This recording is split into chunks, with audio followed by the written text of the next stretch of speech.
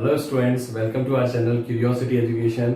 बच्चों, आज हम लोग pair of linear equations in two variables के सॉल्यूशन निकालना सीखेंगे। मतलब एक्स और वाई की वैल्यू आपको मालूम है कि लीनियर इक्वेशंस दी रहेंगी आपको दो, आपको उनको सॉल्व करके एक्स और वाई के लिए वैल्यू निकालनी होती है। तो हमारे पास बहुत सारे मेथड्स होते हैं उनको सॉल्व करने के।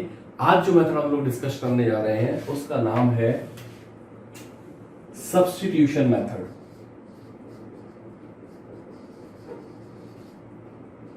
सब्स्टिट्यूशन मेथड बहुत सिंपल मेथड है, बहुत इजी मेथड है, कुछ भी इसमें आपको ज्यादा प्रॉब्लम नहीं आएगी। ठीक है, अगर आपकी जो पेयर ऑफ लीनियर इक्वेशंस दी हैं उनके अगर कोफिशिएंट्स छोटे हैं, मतलब उनकी वैल्यूज ज्यादा वियर्ड नहीं है, ज्यादा बड़ी नहीं है, तो ये मेथड आपके लिए काफी यूजफुल हो सकता है। बट हाँ, अगर जो वैल्यूज हैं वो काफी वियर्ड दे रखी हैं, सपोज करिए फ्रैक्शन में दे रखी हैं या बहुत बड़ी दे रखी हैं, तो सब्स्टिट्यूशन मेथड आपको लगाने में प्रॉब्लम आ सकती है। ऐसा नहीं कि उसका आंसर नहीं आएगा, आंसर बिल्कुल आएगा, बट आपको उसको लगाने में प्रॉब्लम आ सकती है। ठीक है, इसलिए हमारे पास और भी मेथड्स हैं जो कि हम लोग देखेंगे आगे चल के कि कैसे कैसे हम जो पेयर ऑफ लीनियर इक्वेशंस हैं उनको सॉल्व कर सकते हैं। अभी हम लोग सब्स्टिट्यूशन मेथड सीख रहे हैं, फिर हम लोग एलिमिनेशन मेथड सीखेंगे, क्रॉस मल्टीप्लिकेशन मेथड सीखेंगे, बहुत तरीके हमारे पास सॉल्व करने के। तो हम पहले आज जो सीखेंगे वो है सब्स्टिट्यूशन मेथड, और मैंने आपको बता दिया है ये कहां पर आपके ज्यादा हेल्पफुल है, जब आपके जो एक्स और वाई के कोफिशिएंट्स हैं वो छोटे दिए हों। ठीक है, तो देखिए कैसे होता है। जनरल में आपको आइडिया दे रहा हूं। सपोज करिए आपकी दो लीनियर इक्वेशंस है a1x plus b1y plus c1 equals to 0, और दूसरी है a2x plus b2y plus c2 equals to 0। आपसे बोला कि इन दोनों को सॉल्व करिए, एक्स और वाई की वैल्यू निकालिए बाय यूजिंग सब्स्टिट्यूशन मेथड। अब सब्स्टिट्यूशन मेथड अगर उन्होंने बोल दिया तो आप क्या करेंगे?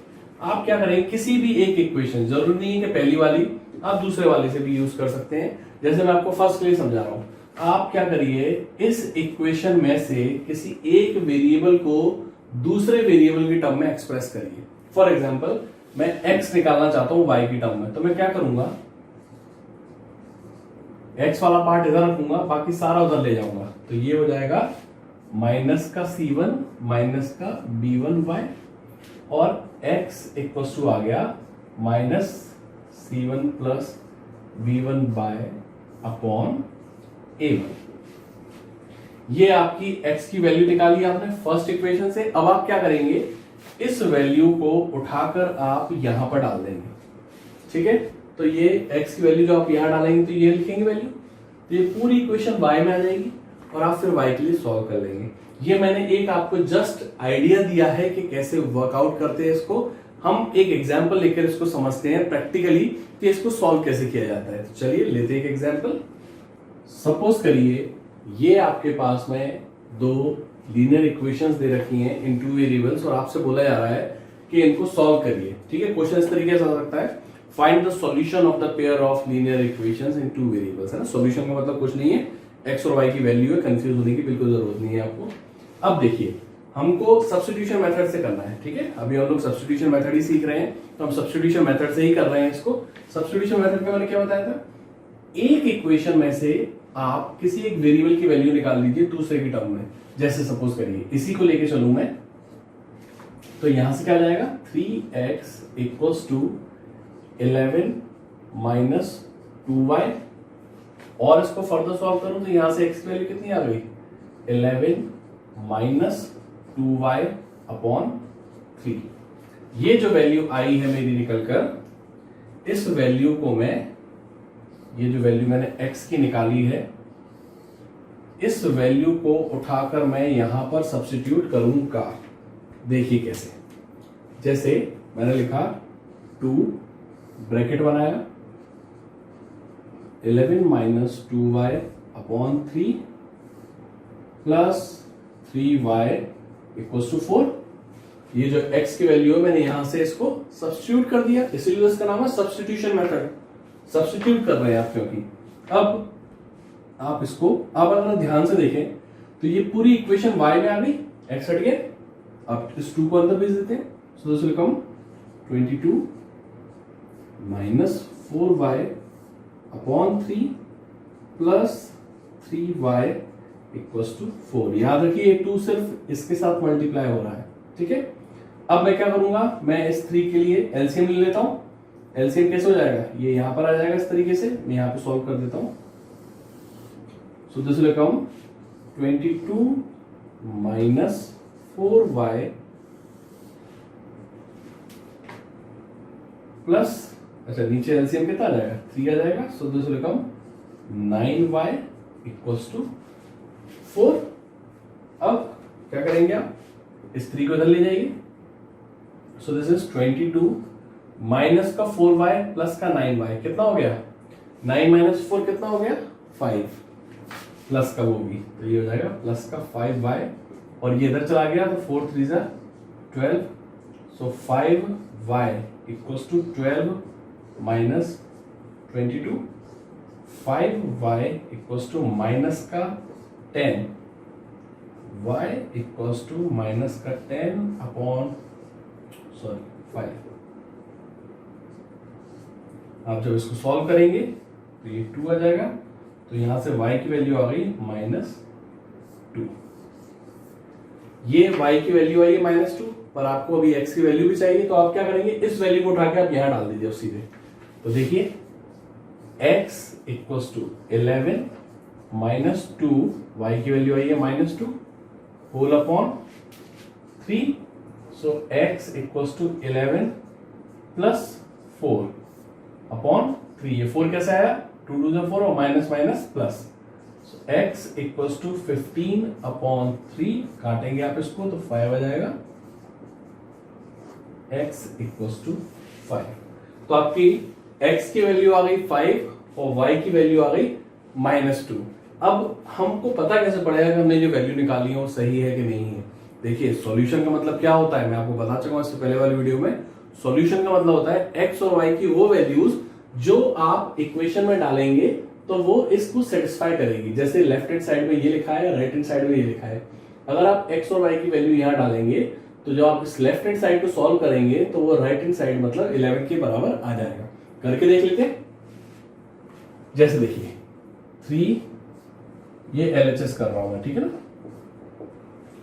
x की वैल्यू कितनी आई है 5 प्लस 2 -2, सो 5 3 से 15 -4 मतलब 11।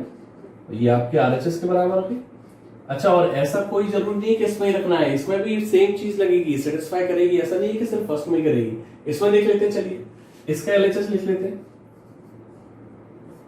2, x की वैल्यू कितनी निकल के आई है 5 प्लस 3 -2, सो दिस इज 5 2 10 -6, कितना आया 4, और RHS भी हमारा 4 है। मतलब कि ये दो जो वैल्यूज आई हैं, ये x और y की जो वैल्यू आई है, ये दोनों ही इक्वेशन को सेटिस्फाई कर रही है, hence it is called solution. अगर ये किसी एक को भी सेटिस्फाई नहीं करती ना तो ये सॉल्यूशन नहीं कहला सकता था, उस केस में आपका आंसर गलत हो जाता। ठीक है ना। तो अभी तो हमारा आंसर सही आ रहा है, हमने इसको रखकर चेक भी कर लिया है। तो this is called method of substitution. इसमें आप क्या करते हैं, आप एक इक्वेशन से किसी एक वेरिएबल की वैल्यू निकाल लेते हैं किसी दूसरे वेरिएबल की टर्म में, और फिर इसको उठाकर आप जो सेकंड इक्वेशन है उसमें सब्स्टिट्यूट कर देते हैं, साइमल्टेनियसली फिर उसको आप सॉल्व कर लेते हैं और आपका आंसर आ जाता है। मैंने एक एग्जांपल लेकर भी आपको समझा दिया। अब मैं एक एग्जांपल और दे रहा हूं आपको, आप पहले उसको खुद से सॉल्व कीजिएगा, उसके बाद फिर आप इसका सॉल्यूशन देखिएगा कि आपको ये मेथड समझ में आया कि नहीं आया। चलिए देखते हैं। ये क्वेश्चन मैं आपके साथ डिस्कस कर रहा हूं, पर अगर आपको ये मेथड समझ में आ गया है, सब्स्टिट्यूशन मेथड कैसे वर्क करता है, मैंने एक एग्जांपल लेके समझा दिया है। अगर आपको ये समझ में आ गया है तो इस वीडियो को यहीं पर पॉज करिए। सबसे पहले आप इसका सॉल्यूशन खुद से निकालिए, उसके बाद में फिर आप इसका सॉल्यूशन देखिए कि आपका जो आंसर आया है वो सही आया है कि नहीं। ठीक है। और जिसको नहीं समझ में आया अभी भी, वो इस एग्जाम्पल से एक बार और कोशिश कर सकता है समझने की। देखते हैं कैसे करते हैं। सबसे पहले हम सब्स्टिट्यूशन मेथड में क्या करते हैं, एक वेरिएबल की वैल्यू निकालते हैं। अच्छा, एक काम करते हैं, इससे पहले वाले में मैंने x को निकाला था y की टर्म में। इस बार आपको परेशानी ना हो इसलिए मैं आपको y को निकाल के दिखाता हूँ x की टर्म में, और बताता हूँ कि उससे भी आंसर वैसे ही आएगा। देखिए, जैसे मैं y को इधर ही रखता हूँ, सो दिस इज -2x, यहां से y की वैल्यू आ गई 9 - 2x अपॉन 3। ओके, सो ये जो मेरी इक्वेशन बनी है इसको उठा के मैं y में डाल दूंगा। अब क्या होगा, 3x प्लस 4 और y की जगह सब्स्टिट्यूट करूंगा 9 minus 2x upon 3 equals to 5। फिर सॉल्व कर लेते हैं, x प्लस इसको अंदर जब भेजेंगे आप तो 9 4 जा 36 माइनस 4 टू जा 8x अपॉन इक्वल्स टू 5। फिर क्या करेंगे, एलसीएम लेंगे तो इसको 1 बना देते हैं, ये पूरा हो गया 3, ये हो गया 9x plus 36 minus 8x equals to 5। Solve कर लेते हैं अब, 9x माइनस 8x कितना हो गया, सिंपली x प्लस 36 और ये हो गया 5 3 जा 15। सो x इक्वल्स टू आ गया 15 माइनस 36 कितना हो गया, 15 minus 36 is how much, is minus का 21। यस और नो, ठीक है। तो ये x की वैल्यू आ गई, इस x की वैल्यू उठा के आप यहां डाल दीजिए तो आपको y की वैल्यू मिल जाएगी। चलिए सॉल्व करते हैं, तो y equals to 9 minus 2 upon 3 plus हो गया, ये हो गया 42 अपॉन 3।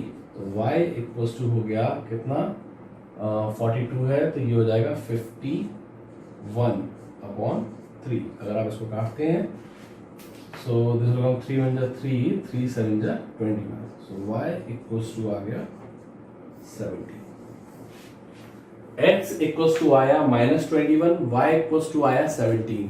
आप चाहें तो इन दोनों वैल्यूज को उठा के यहाँ पे रखकर देख सकते हैं, ये दोनों इक्वेशंस को सेटिस्फाई करेगा। जिनका आंसर पहले ही आ गया था, कॉन्ग्रेचुलेशंस टू यू कि आपको ये सब्स्टिट्यूशन मेथड समझ में आ गया है। जिनका आंसर पहले नहीं आया था और अभी भी नहीं आया है, तो I will request you, I will advise you कि आप इस वीडियो को फिर से रिवाइंड करके देखें और समझें कि कैसे हम उसको प्रोसीड कर रहे हैं। ठीक है, हो सकता है आप कहीं कैलकुलेशन एरर कर रहे हो, जरूरी नहीं है कि आपको ये मेथड समझ में आया ही ना हो, आ गया हो पर आप कहीं प्लस का माइनस कर दिया होगा, वो आप एक बार कैलकुलेशन चेक कर लीजिएगा अगर आपका आंसर नहीं आ रहा है। और अगर आपका आंसर आ गया है तो वेल एंड गुड, बहुत अच्छी बात है, आपको सब्स्टिट्यूशन मेथड समझ में आ गया है। तो नेक्स्ट वीडियो में अब हम लोग एलिमिनेशन मेथड पर डिस्कशन करेंगे। So if you love this, आपको ये पूरा अगर अच्छे से समझ में आया, then please like, share and subscribe to our channel. Press the bell icon to get the latest notifications. आपके पास अभी बहुत अच्छे अच्छे वीडियोस आने वाले हैं जो कि आपके कॉन्सेप्ट बिल्डिंग में काफी हेल्प करेंगे। Thank you very much.